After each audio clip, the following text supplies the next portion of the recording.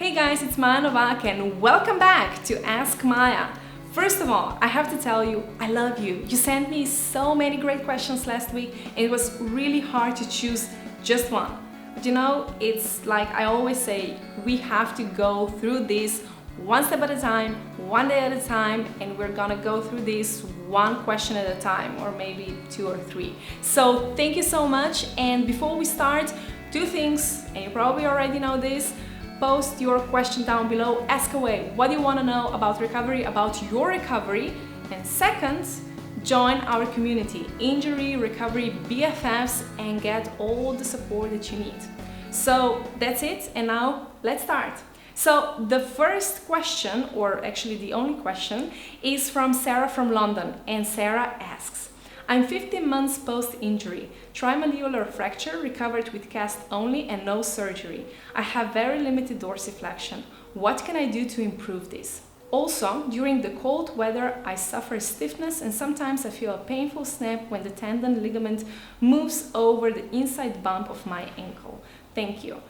Sarah, awesome question. I have tons of first-hand experience and I know it can be a bit frustrating at the beginning, and I know how it was for me. For me, it was amazing to see how something can really get stiff if I don't use that part of the ankle. So I started with the physiotherapy a month after the surgery, and I was able to move my ankle maybe for a few millimeters, and that was it. And it was a bit scary. But on the other hand, I also know if you're consistent and persistent with all the exercises, everything that you do, so that means physical exercises and mental exercises as well. Why? Because mental exercises, because our thoughts have a great impact on our body. So you have to do both. But, you know, when you do all the exercise that you have to do, you're gonna see great improvement. So you have to be consistent and you have to be persistent, and even when you don't see any progress, you have to continue doing the exercises, okay? Even if you don't see any progress today or maybe tomorrow or maybe in this week, next week is coming and you're gonna see the difference. So this is the basic. And then what you should do, you should stretch your Achilles tendon. So your Achilles tendon is super important with dorsiflexion, and it can be a bit, you know, it can take some time, and it took me quite some time for my fracture. So I had talus fracture, I had neck and body fracture with dislocation, and it took me quite some time.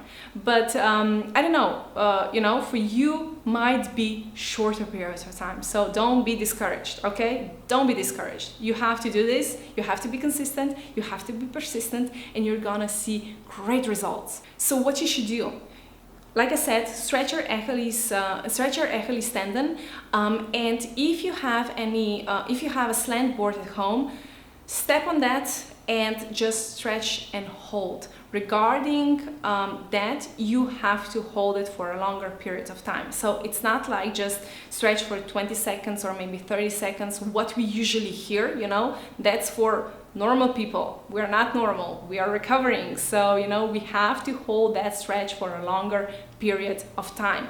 That means for me, so when I started, for me it was at the beginning when I was able to stand, okay? So if you're just starting out, if you didn't get the green light for weight bearing, so okay, this is not for you. I'm talking about if you're already able to stand on your feet. So when I was able to stand on my feet and when I really started stretching my Achilles tendon, I was using a slant board. So I was just standing there. The first week I started with maybe 1 to 2 minutes, and I needed to take a break because it was a bit painful, a bit uncomfortable.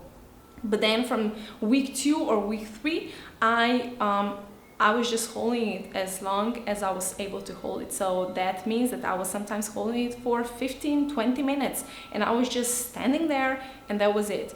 One tip. So it's really good that you lean against the wall.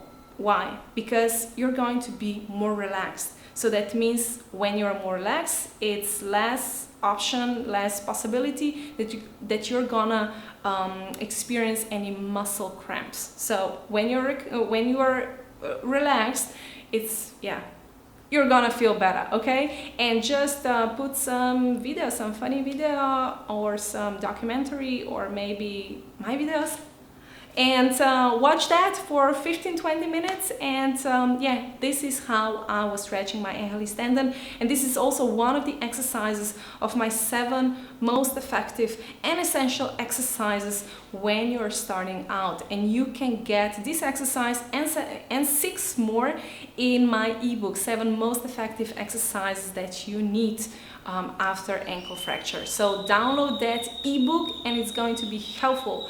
And another thing that is also coming is a course, is an online course with all the exercises that I was doing and I'm still doing. So it's not just those 7 exercises. These are great for the beginning, but there is many more. So it's going to be more than 40 or 50 exercises that you can do to get back your flexibility. So that's regarding Achilles tendon, and the second part is stiffness and cold weather. Yes, your ankle is stiffer during lower temperatures. It was the same for me, and for me, the first winter after the surgery, it was a bit frustrating because I had that feeling that I made some major steps backwards. So everything was stiffer and it was a bit more sore, and it wasn't really a nice thing. So, but warm socks will become your BFFs. So just cover your legs, your ankles as much as possible, and if you can, if you're at home, just put them under something really warm, and this will help you. And look, it's normal, cold weather, stiff ankles, this is not really a good combination, but it happens. So take care of that, warm your ankles, and it's going to be better. So I hope it helps. And like I said at the beginning, 2 things or maybe 3 things. First one, ask away. So post your question down below. What do you want to know about your recovery? Second, join our community, Injury Recovery BFFs. And the third one, like I already said, download the ebook, 7 most effective exercises that you need after ankle fracture. So that is for today, and I'm gonna see you next week. Love ya!